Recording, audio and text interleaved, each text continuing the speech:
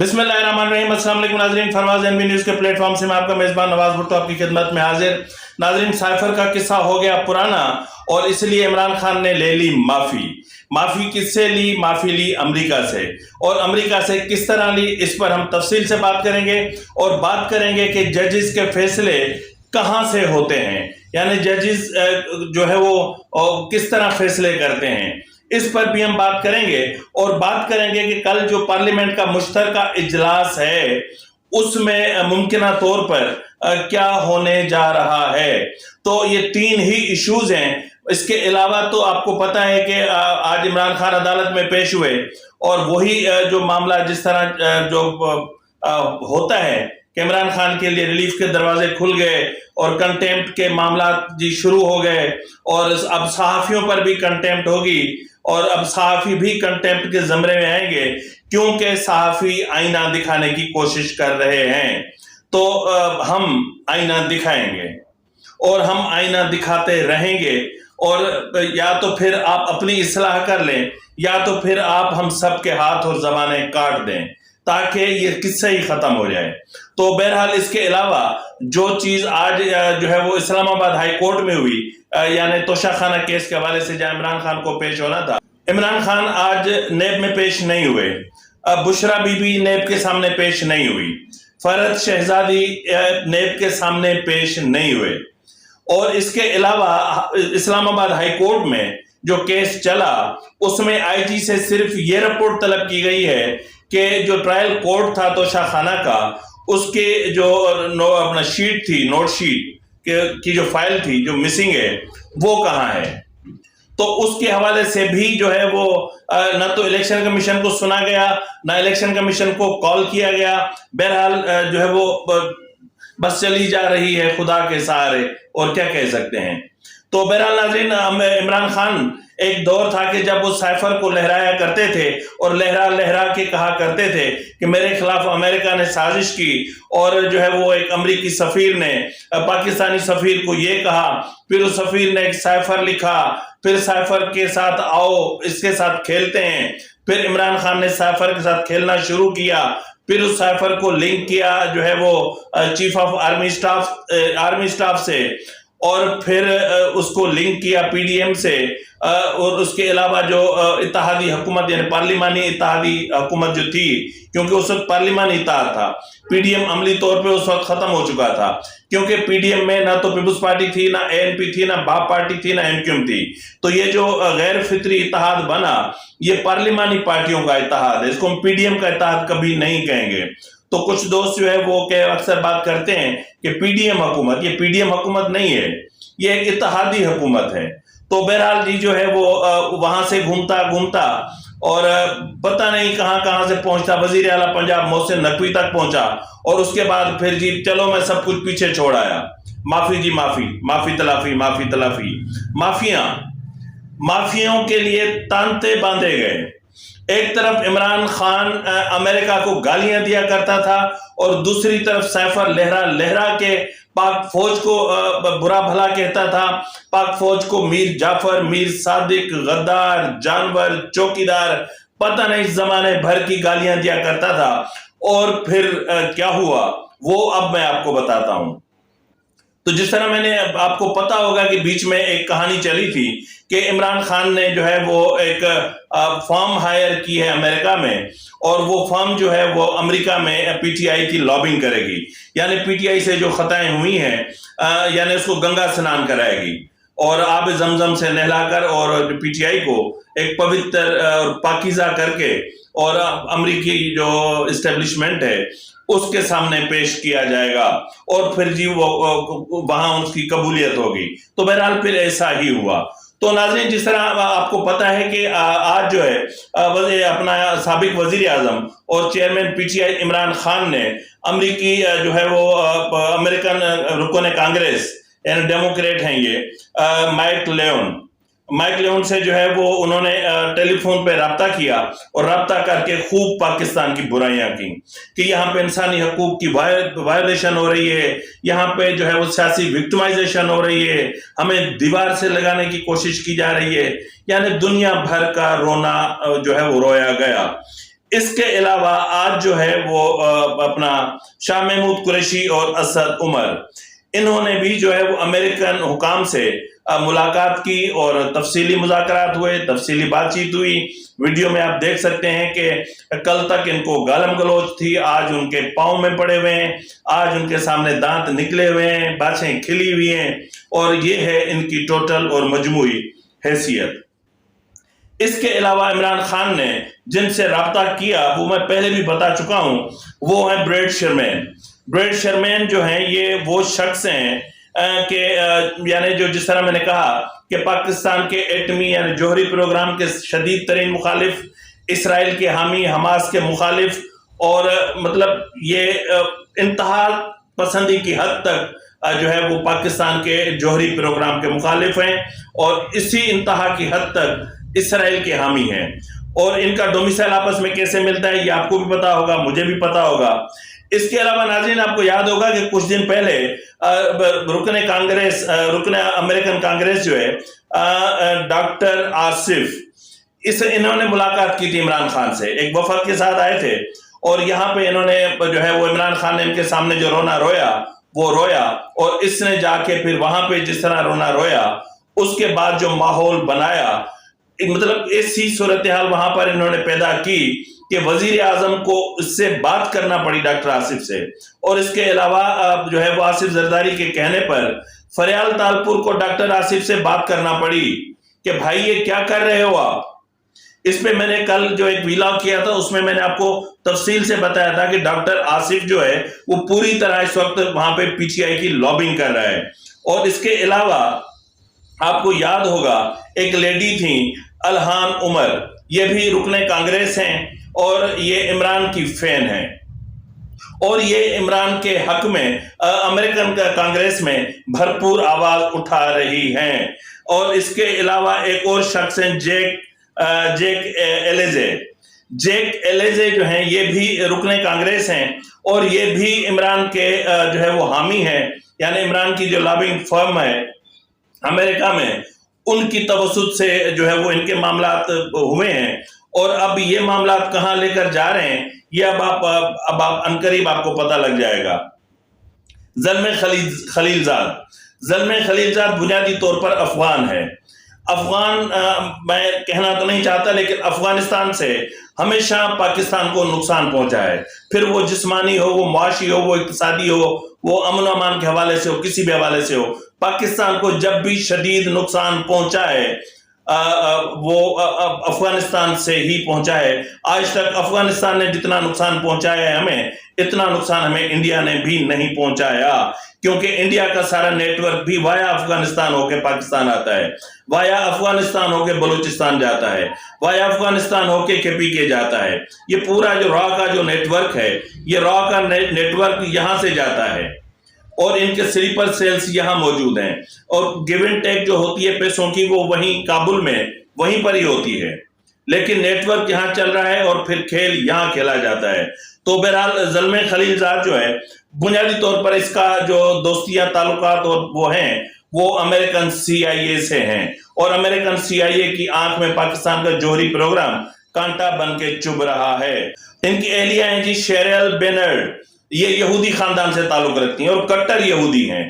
تو اب اس کے علاوہ آپ کو یاد ہوگا کہ 25 فروری کو علیمہ خان نے امریکی جو اپنا ایوان نمائندگان کے اسپیکر ہیں کیون مک کارتھی، ان سے ایک ملاقات کی تھی۔ اس ملاقات میں بھی علیمہ خان نے جتنا رونا رویا تھا اور پاکستان کو جس حد تک بدنام کیا تھا، جتنا کر سکتی تھی اتنا ہی انہوں نے اس کو بدنام کیا۔ ایک اور کانگریس مین ہیں، ان کا نام ہے جی ایرک ویل۔ 17 مارچ ان کی جو ہے وہ عمران خان سے جو ہے وہ ٹیلی فون پر بات ہوئی تھی، اور اس کے بعد انہوں نے ایک مذمتی اسٹیٹمنٹ جاری کیا تھا، اور اس میں پاکستان کے خلاف جو زہر اگل سکتے تھے انہوں نے اگلا۔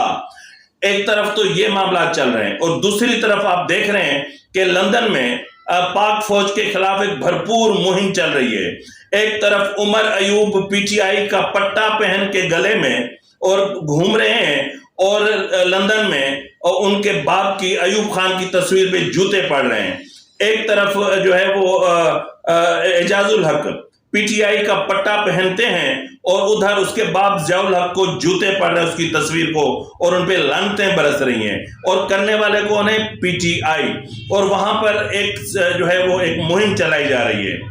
اس مہم میں پی ٹی آئی تو ہے ہی ہے، لیکن پی ٹی آئی کا وہ سپورٹر فیکٹر جو پاک فوج سے تعلق رکھتا ہے یا تو ریٹائرڈ ہے یا بھگوڑا ہے، جس طرح میجر عادل راجہ ہے، کوئی ایک میجر مہدی ہے، پتہ نہیں یہ کون سی مافیاؤں کے لوگ ہیں، اور وہ جو ایکس سروس مین ہیں جو آرمی سے ریٹائر ہو کر گئے ہیں، جو دامے درمے سخنے عمران خان کی ہر لحاظ سے مدد کر رہے ہیں.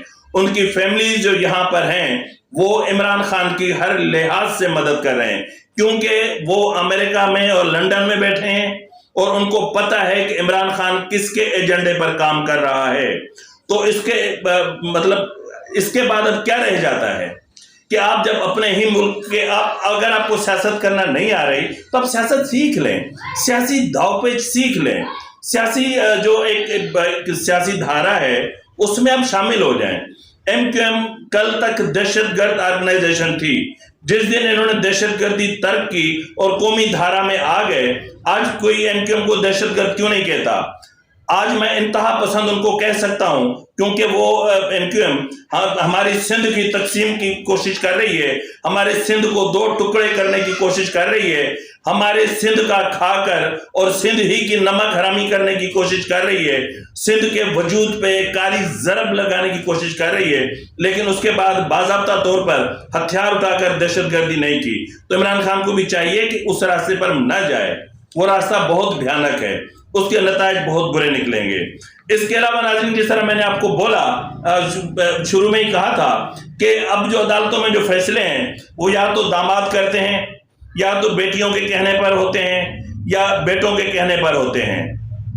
جس طرح گزشتہ روز قمر جاوید باجوہ کو جو انٹرویو شائع ہوا ہے کہیں نیا دور میں، اس میں انہوں نے کہا ہے کہ جی جو ہم نے جو ایمان مزاری نے ایک کوئی حرکت کی تھی اس پر جی ایچ کیو نے ایف آئی آر کروائی اور وہ میٹر ہائی کورٹ میں گیا، اور ایمان مزاری کی جو دوستی تھی وہ میری جسٹس اطہر من اللہ کی جو دوستی تھی، جسٹس اطہر من اللہ کی جو بیٹی کی دوستی تھی وہ میری بیٹی سے تھی، اور میری بیٹی ایمان مزاری کی دوست تھی. تو بہرحال اسی طرح کوئی چکر تھا کہ جو ہے وہ اس کی بیٹی نے اس کو کہہ دیا اور اطہر من اللہ نے اس کو ضمانت دے دی اور ہم کیس سے دستبردار ہو گئے.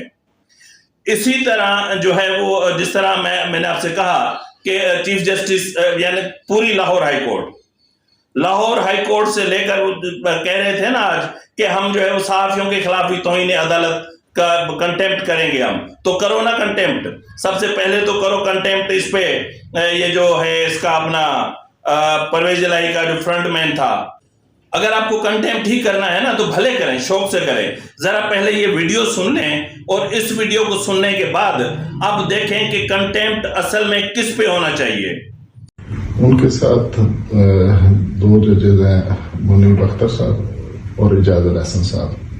ان کی ذمہ داری پوری اٹھائی ہوئی ہے مظاہر نقوی صاحب نے. مظاہر نقوی صاحب کی بیک گراؤنڈ یہ ہے کہ ان کے 2 بیٹے ہیں، دونوں ان کے فرنٹ مین ہیں، تو وہ ہر غلط کام میں مبتلا ہیں. کرپشن کرتے ہیں، ٹکا کے کرپشن کرتے ہیں، صبح سے لے کر رات تک کرپشن کرتے ہیں.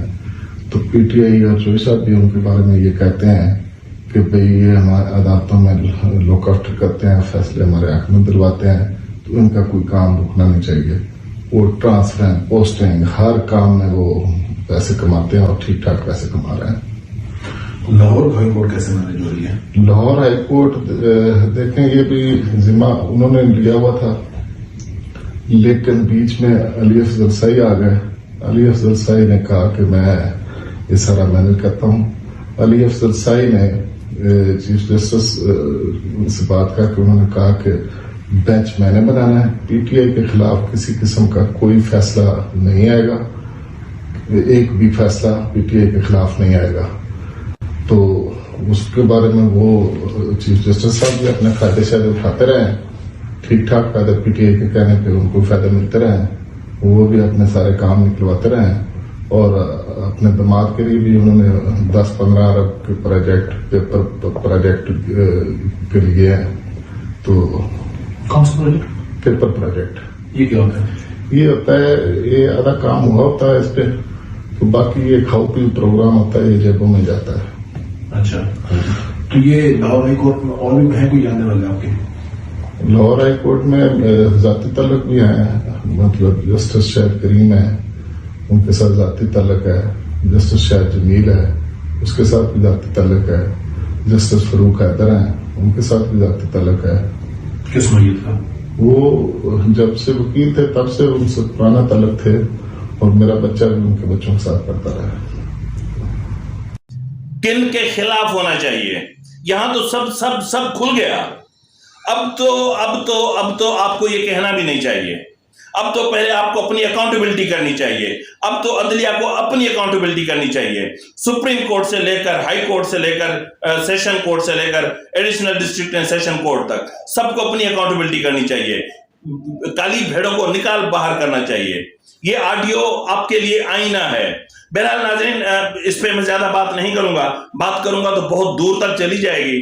ابھی اس وقت تک جو ہے وہ اتنے ہی کافی ہے کہ بھٹی صاحب کے خلاف پہلے آپ کنٹیکٹ کریں, اس کے بعد پھر جو ہائی کورٹ یہاں جہاں آپ بیٹھے ہوئے وہاں, پھر لاہور اسلام آباد ہائی کورٹ جائیں, پھر چیف جسٹس جائیں, جہاں ٹرکوں کے پہیے جائیں نا, پہیوں کے نشان جائیں, پہلے وہاں جا کے کاروائی کریں. بہرحال ناظرین, آخر میں بات کروں گا کہ آپ کو پتا ہے کہ کل پارلیمان کا مشترکہ اجلاس ہوگا. اس پارلیمان کے مشترکہ اجلاس میں وزیر قانون اور انصاف جو ہیں اعظم نذیر تارڑ صاحب, وہ عدلیہ سے متعلق ایک رپورٹ پیش کریں گے اور کمپریہنسو جو ہے وہ وہاں پر بریفنگ دیں گے کہ عدلیہ کا جو بیہیویئر ہے اور عدلیہ کس طرح عمران خان کے لیے چل رہی ہے, اور 8-9 مقدمات میں جو ہے عمران خان کے جو ضمانتیں ہیں, اور نان بیلیبل افینس میں بھی اس کے آئے بغیر ہی ضمانتیں ہو رہی ہیں. نان بیلیبل افینس میں یعنی کچھ دن تو آپ ان کو اریسٹ ہونے دو, انویسٹیگیشن تو ہونے دو. جب وہ اریسٹ ہی نہیں ہوں گے تو انویسٹیگیشن کہاں سے ہوگی؟ انویسٹیگیشن نہیں ہوگی تو جرم ثابت کیسے ہوگا؟ جرم ثابت نہیں ہوگا تو سزا کیسے ہوگی؟ آپ نے تو پہلے ہی بند باندھ دیا. تو بہرحال جی, اعظم نذیر تارڑ صاحب جو ہیں وہ کل عدلیہ اور حکومت کے درمیان ایک جو تناؤ شدت اختیار کر گیا ہے, یعنی عمران خان کی مہربانی کی وجہ سے, جس طرح میں نے کہا کہ جو ہے وہ پاک فوج کے اندر ایک تقسیم ڈالنے کی کوشش کی جا رہی ہے, اسی طرح عدلیہ کے اندر ایک بہت بڑی دراڑ پڑ چکی ہے. عدلیہ اور مقننہ کے درمیان بھی ایک بہت بڑی دراڑ پڑ چکی ہے. سپریم کورٹ آپ کو واضح 2 حصوں میں تقسیم نظر آئے گی, اور جس طرح آپ نے جو ہے وہ اس کا بھٹی صاحب کا جو ویڈیو دیکھی ہوگی آپ نے, تو اس میں آپ کو اندازہ ہو گیا ہوگا. مزید کہنے کی ضرورت ہی نہیں ہے. پچھلے کچھ دنوں سے جو آڈیوز آ رہی ہیں, اور گزشتہ روز جو ثاقب نثار کی آڈیو آئی, اس کے بعد کوئی گنجائش نہیں ہو رہتی. اس کے علاوہ ناظرین, پارلیمنٹ میں وزیر داخلہ